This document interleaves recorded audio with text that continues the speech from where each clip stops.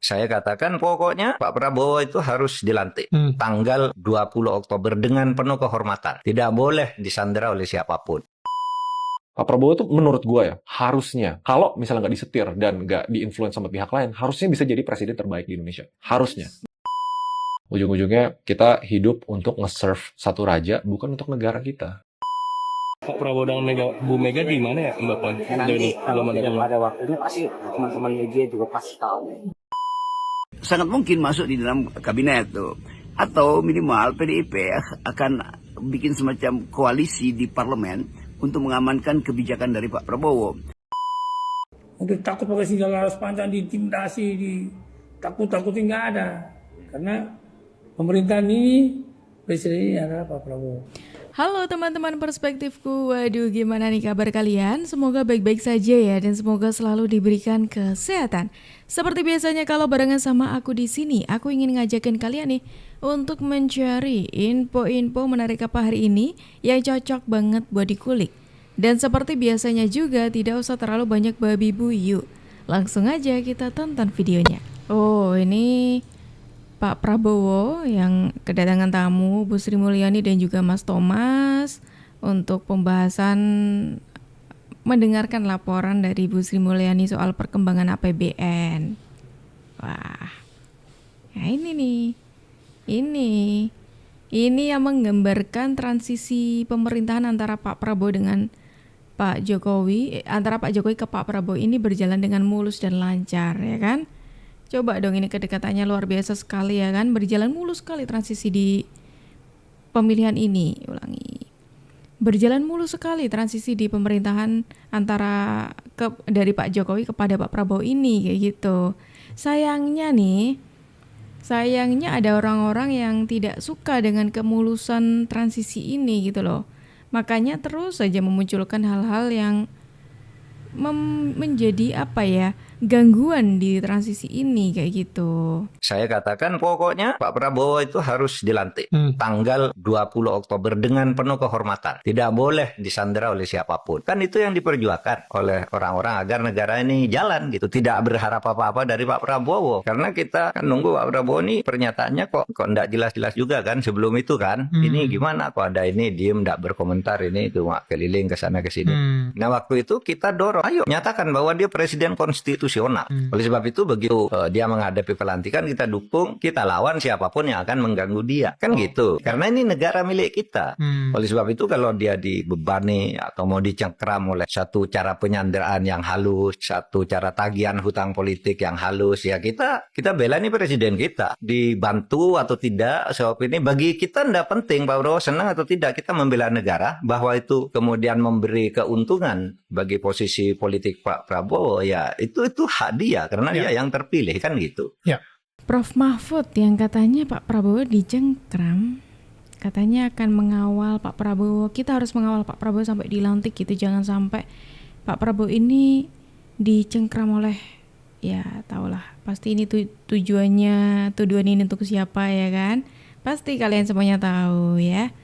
Gitu aja terus ya.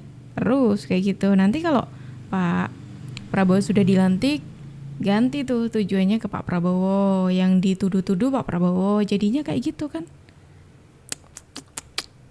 Ya, kayak gitu terus. Pak Prabowo itu menurut gue ya, harusnya, kalau misalnya nggak disetir dan nggak diinfluence sama pihak lain, harusnya bisa jadi presiden terbaik di Indonesia. Harusnya. Patriot banget. Rela mati untuk negara. Nggak punya istri. Penting itu. Anak-anaknya juga kemungkinan nggak bakal masuk politik. Jadi nggak ada influence nepotisme ya. Udah konten. Duitnya udah banyak. Lu butuh apa lagi? Gitu kan? Dan umurnya udah segitu. The only thing that he wants to do harusnya adalah untuk ninggalin legacy gue berhasil majuin negara gue. Asalkan nggak disetir sama pihak lain. Nah itu sebenarnya selama 2 bulan terakhir ini tuh gue menyuarakan itu. Let him do his job. Gue punya harapan gede banget sama Pak Prabowo. Tapi kalau misalnya ada manuver-manuver lewat dewan apa, lewat anaknya apa, koalisi, partai untuk mengontrol satu kuasa, bahaya banget bro. Ujung-ujungnya kita hidup untuk nge-serve satu raja, bukan untuk negara kita. Bentar. Pak Prabowo disetir. Sebenarnya narasi soal Pak Prabowo disetir itu bukan baru ini aja gitu loh. Dari dulu ya udah beberapa bulan yang lalu, ketika tahu lah nih orang-orang ya Pak Prabowo itu dekat dengan Pak Jokowi, terus apalagi kayaknya Pak Jokowi dukungannya itu condong kepada Pak Prabowo. Ini mulai tuh orang-orang tuh berspekulasinya tuh liar banget, katanya wah ini nanti bakal disetir nih sama Pak Jokowi, seperti itu. Ya jadi pertanyaanku, emang seorang Pak Prabowo nih bisa untuk disetir? Pasti nggak bisa gitu loh. Pak Prabowo seorang ketua umum, ya punya partai besar, partainya bukan partai kecil, partai besar. Habis itu punya background yang luar biasa ya, di TNI luar biasa. Habis itu soal di dunia perpolitikan luar biasa lah Pak Prabowo ya, keluarganya juga keluarga terpandang gitu. Narasi yang mengatakan Pak Prabowo akan disetir tuh kayak, wah ini berlebihan banget sih yang mengatakan hal ini kayak gitu loh. Mungkin gini ya, mungkin kalian yang berpikiran seperti itu mungkin karena melihat nih Pak Prabowo yang jadi menterinya Pak Jokowi saat ini, terus ya oke aja sama Pak Jokowi ya seperti itulah ya, nurut dengan Pak Jokowi, mungkin seperti itu yang membuat kalian tuh berspekulasi kalau Pak Prabowo akan disetir mungkin ya. Tapi yang perlu kalian ketahui juga ya, Pak Prabowo ini kan backgroundnya TNI ya. Seorang TNI itu kalau masih ada di bawah memang sangat loyal sekali kepada pimpinannya gitu loh. Tapi kalau sudah ada di pimpinan, sudah ada di kursi tertingginya, ya pasti bakal menyesuaikan gitu loh, sikapnya itu bakal menyesuaikan. Jadi ya jangan kok sekarang itu membangun narasi yang seperti itulah gitu ya. Narasi-narasi negatif seperti ini loh yang membuat orang-orang itu jadi kurang percaya dengan pemimpinnya sendiri. Belum ya. Maksudnya Ya, belum, karena masih harus selesai. Belum. materi mungkin baik lagi tuh ya wacana untuk Prabowo ini mungkin dilihatnya akan tambah atau mungkin pembahasannya lebih Silaturahmi penting, akan ada pertemuan insya Allah ya, bahwa akan ada pembicaraan sampai ke situ nanti bisa. Terkait rencana pertemuan Pak Prabowo dengan Bu Mega di mana ya Mbak Puan? Nanti kalau pada waktunya pasti teman-teman media juga pasti tahu. kan di sini sebelum 20 kali kalau kita kan Insya Allah. Ya. nah kalau ada pembahasan Di ujung menuju Pak Prabowo akan dilantik ya menjadi Presiden RI, banyak hal yang lagi diperbincangkan oleh publik nih. Tadi kita sudah mendengarkan ya kan, ada Pak Prabowo yang katanya dicengkram ya. Terus habis itu Pak Prabowo yang katanya bakal disetir. Kalau Pak Prabowo tidak disetir, aku yakin Pak Prabowo akan jadi presiden terbaik gitu. Nggak tahu tuh punya bukti apa enggak yang membuktikan kalau Pak Prabowo itu bakal disetir Pak Jokowi gitu. Dan kali ini ada kabar terbaru soal Pak Prabowo dan juga Ibu Mega. Sudah direspon oleh Mbak Puan. Ini soal pertemuan antara dua tokoh ini, yang sebenarnya dari dulu sudah dinanti-nantikan sebenarnya pertemuan antara dua tokoh ini. Sebelumnya Pak Prabowo dan juga Ibu Mega itu sudah saling kirim salam. Ya. Sudah saling kirim salam yang menurutku itu satu kode yang menarik ya, yang menandakan kalau hubungan antara Pak Prabowo dengan Ibu Megawati itu baik-baik aja. Kalau menurutku seperti itu gitu. Terus kali ini Mbak Puan sudah ngasih konfirmasi nih, katanya ya insya Allah nanti akan ada pertemuan antara Pak Prabowo dengan Ibu Megawati. Gerindra itu tidak menutup pintu bagi PDIP untuk bergabung dalam pemerintahan Prabowo. Ini pernyataan ini bukan hal yang baru karena sebelumnya dinyatakan juga oleh Pak Prabowo, tapi ini makin membuat banyak orang yang concern dengan demokrasi itu mulai khawatir karena nantinya kalau semua masuk dalam pemerintahan, fungsi DPR sebagai check and balance kan nggak akan berperan gitu ya. Iya, berita kedua dari Gerindra adalah yang diucapkan oleh Ibu Sarah Johadi Kusumo, yang juga kader dan seorang perempuan yang paham tentang soal-soal global tadi itu, cerdas, dan muncul akhirnya di publik memberitahu bahwa Gerindra tidak menutup peluang bergabungnya PDIP.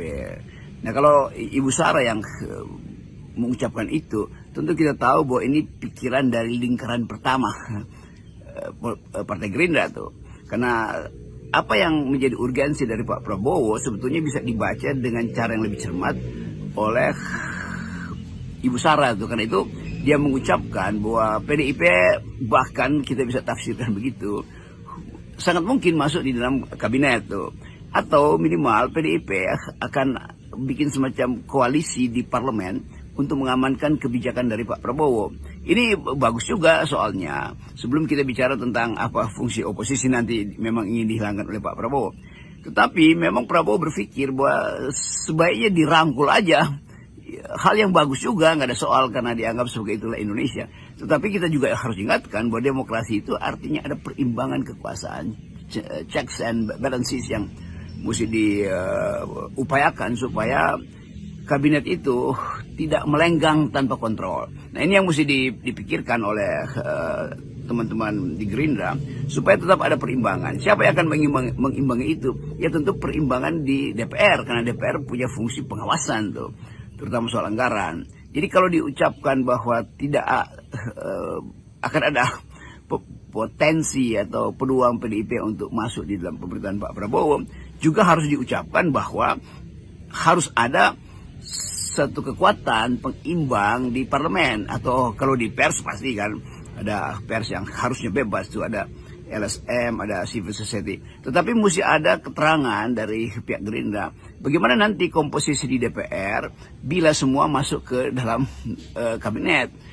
Itu hal yang sama terjadi di era Pak Jokowi, atau memang Pak Prabowo ingin ulangi era Pak Jokowi di mana semua diserap ke dalam eksekutif sehingga DPR itu hanya jadi stempel untuk membenarkan kebijakan pemerintah. Itu juga buruk bagi demokrasi dan buruk dalam kita menciptakan diri ke luar negeri. Karena tetap demokrasi selalu ada pengimbang dalam bentuk oposisi.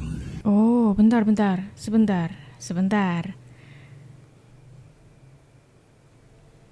Kok kayak apa ini tujuannya gitu ya? Tadi kan Mbak Puan mengatakan insya Allah akan ada pertemuan antara Pak Prabowo dengan Ibu Megawati gitu ya. Setelah sebelumnya itu pertemuan ini ditunggu-tunggu oleh masyarakat tapi tidak kunjung bertemu ya. Ibu Megawati masih enggan untuk bertemu dengan Pak Prabowo. Terus masyarakat, orang-orang ya, para pakar juga itu menilai sikapnya Bu Mega untuk tidak mau bertemu dengan Pak Prabowo ini ya karena salah satunya masih ada Pak Jokowi di situ. Terus di ujung jabatannya Pak Jokowi ini pada akhirnya PDIP, Bu Megawati itu mau nih katanya untuk mengatur pertemuan dengan Pak Prabowo. Nah, tidak lama. Nah, dari awal sebenarnya Gerindra itu memang tidak pernah menutup pintu untuk partai-partai kalau yang mau bergabung gitu loh. Apakah ini merupakan kode nih? Jangan-jangan pertemuan antara Ibu Mega dan juga Pak Prabowo nanti merupakan lobby-lobby kalau PDIP itu bisa untuk masuk ke dalam pemerintahan. Karena kalau kita melihat kita tarik mundur ya, PDIP itu tidak pernah mengatakan mau untuk beroposisi kayak gitu. Bahasanya lain, bukan oposisi bahasanya. Dan katanya PDIP akan memutuskan, menentukan sikapnya nanti di Kongres, sedangkan Kongres itu masih tahun depan. Tahun depan berarti Pak Jokowi sudah tidak lagi di pemerintahan, berarti ya aman lah ya dari Pak Jokowi. Ya mungkin kalau dipikir aman lah ya dari Pak Jokowi ya, tidak ada unsur Pak Jokowi di dalam pemerintahan, berarti bisa lah PDIP untuk masuk. Mungkin loh ya, mungkin seperti itu. Apakah kalian juga berpikiran seperti itu, teman-teman semuanya? Coba dong tulis pendapat kalian di kolom komentar. Semua itu hak-haknya rakyat itu dirampas oleh mafia-mafia. Ya mafia-mafia memanfaatkan oknum-oknum ya, bukan sebut oknum-oknum pakai senjata laras panjang intimidasi untuk merampas. Nah ini kita tuh sedih. Kita itu prihatin, tapi kita nggak bisa berbuat apa-apa.